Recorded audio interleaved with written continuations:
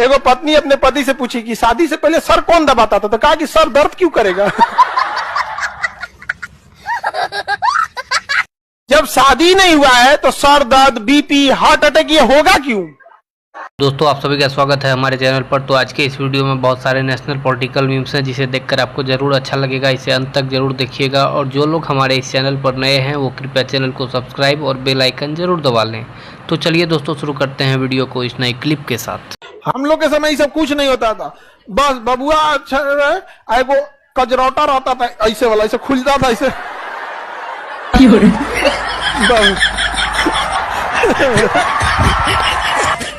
और हम लोग की मम्मी ऐसा कंजूस, अगर चम्मच से दूध पिलाएंगे ना, गिर गया ना तो काट के फिर बात है।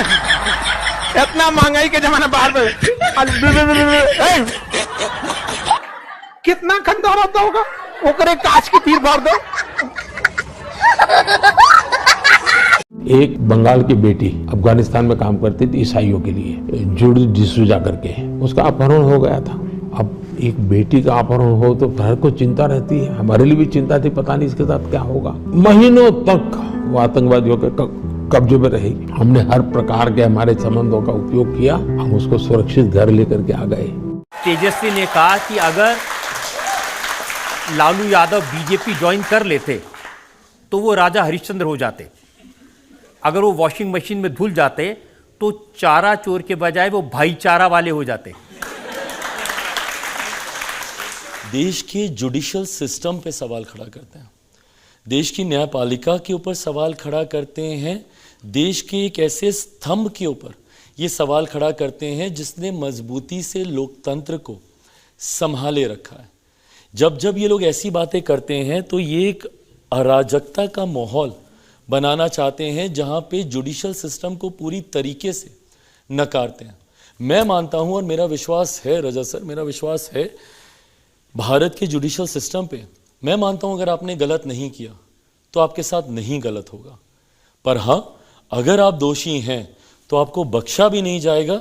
ये ताकत भी भारत के जुडिशियल सिस्टम में। अच्छा मैं बताता हूं कि मैं क्यों हनुमान बना और कैसे हनुमान बना। 2020 का चुनाव था रजा सर, तो उस वक्त हम लोग अकेले चुनाव लड़ रहे थे। अब मैं अकेला चुनाव लड़ रहा था उस वक्त, थोड़ा सा इंडिया अलायंस के भीतर थोड़ा सा मनमुटाव हुआ, so I opted out of the alliance and मैं उस वक्त अकेले चुनाव लड़ रहा था। तो उस वक्त मेरे ऊपर ही कंडीशंस डाली गई थी कि मैं प्रधानमंत्री की तस्वीरों का कहीं इस्तेमाल नहीं करूं।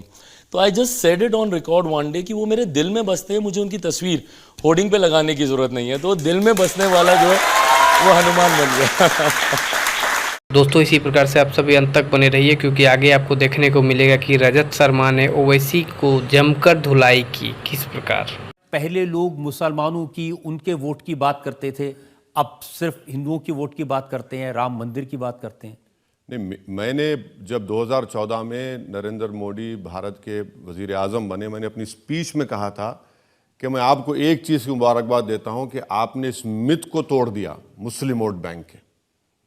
मुस्लिम वोट बैंक का एक मिथ है, ये एक अफसाना है जो कभी हकीकत से ताल्लुक़ रहा नहीं उसका। इस देश में हमेशा से ही मेजॉरिटी वोट बैंक रहा, मगर मुसलमानों को एक दिल फरेब और बहुत सी खूबसूरत बातें, आपका वोट बैंक, अरे भाई तुम्हारा वोट बैंक ही नहीं है कभी। अगर आपका वोट बैंक होता तो फिर कितने एमपी जीत पाए पॉपुलेशन के लिहाज से। और नरेंद्र मोदी ने तो अब मुसलमानों को पॉलिटिकली मार्जिनलाइज कर दिया।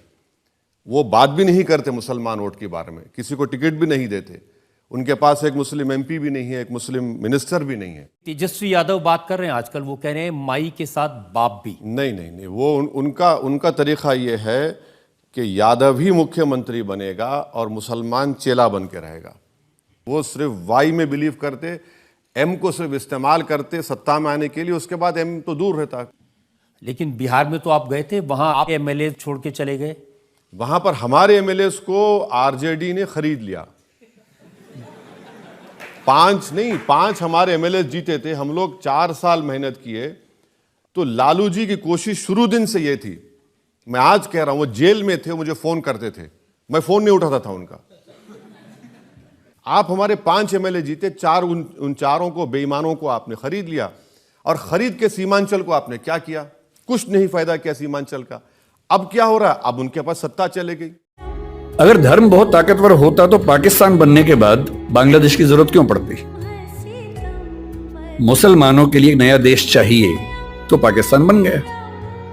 पाकिस्तान और बांग्लादेश में मुसलमान ही तो थे।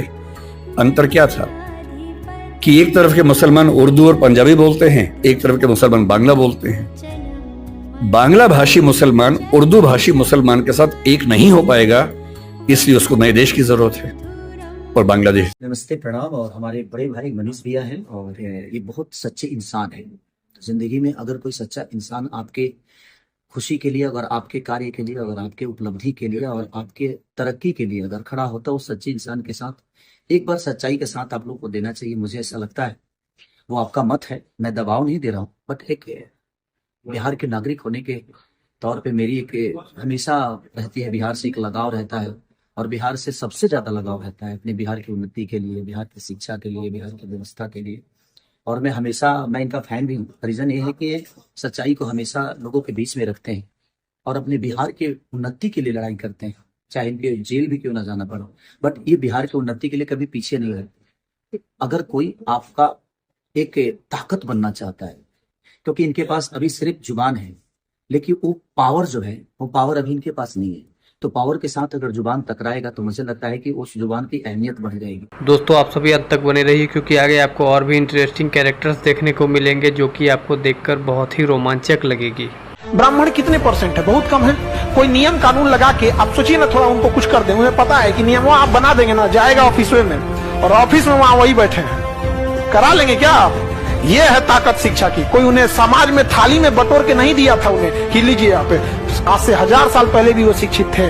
चाहे देखिएगा वो कम खाएंगे लेकिन बच्चों को पढ़ाते जरूर है। आप भले आप कुछ भी कर लीजिए लेकिन उनके त्याग को भी मत भूलिए। यहाँ पर कोई सजा के उन्हें थाली में नौकरी नहीं दिया था, उन्हें आरक्षण भी नहीं मिलता है। बाकियों से ज्यादा नंबर ले आके फिर वो लेते हैं। वहां आरक्षण है कहीं उनको? नहीं है। तो ऐसा नहीं है कि आप किसी को बढ़ाने के चक्कर में किसी को दबा देंगे, ऐसा भी नहीं है। उनके त्याग का भी रिस्पेक्ट करना चाहिए हम लोग। और जिनके अंदर शिक्षा नहीं है, भुगतिएगा आप एक एक्टर रह चुके हैं और आप बहुत गुड लुकिंग भी हैं, तो मेरा आपसे सवाल है कि क्या कभी ऐसा हुआ है कि कैंपेनिंग के दौरान किसी लड़की ने आपको प्रपोज किया हो? सिर्फ कैंपेनिंग के दौरान? आप बता सकते हैं। नहीं, पता नहीं क्यों, बट फॉर सम रीज़न लोग थोड़ा घबरा जाते हैं मेरे पास आने से। मुझे नहीं लगता कि मैं ऐसी वाइब्स देता हूँ, बट ठीक है, ऐसा नहीं होता, नहीं तो मैं ही ब्लश कर जाऊंगा। तो ऐसा नहीं हो मेरे साथ तो अच्छा है। बुरा मत मानिएगा लड़की लोग। आप नौकरी लीजिए, पढ़ी लिखी बनिए, एक बेरोजगार लड़का को कहिए शादी कीजिए, उसका विदाई करके अपने घर लाइए, उसको रखिए। रख सकती हैं? नहीं तो फिर लड़के यही करते हैं, पढ़ते हैं, लिखते हैं, चाहे कितना भी यदि बड़े बड़े डीएम एसपी को देखिएगा, नॉर्मल लड़की से शादी कर लेते हैं और अपने यहाँ रखते हैं। लेकिन दिक्कत क्या होगा, जिस दिन नौकरी होगी ना, आप अपने से ऊपर खोजने लगेंगे। ये रियलिटी है। आप कितना भी झूठ ला दीजिए, बट देखिएगा जॉब होने के बाद एक लड़की से कहिए बेरोजगार लड़का से शादी करने का, उसको लगेगा कि यही दिन के लिए हम पढ़े। होता है ये चीजें, करके तो देखिए, फिर समझ में आएगा। दोस्तों आज के लिए बस इतना ही। वीडियो अच्छी लगी हो तो लाइक, सब्सक्राइब और बेल आइकन जरूर दबा लीजिएगा, ताकि इसी प्रकार के वीडियोज हम आप लोग के लिए ला सके। धन्यवाद।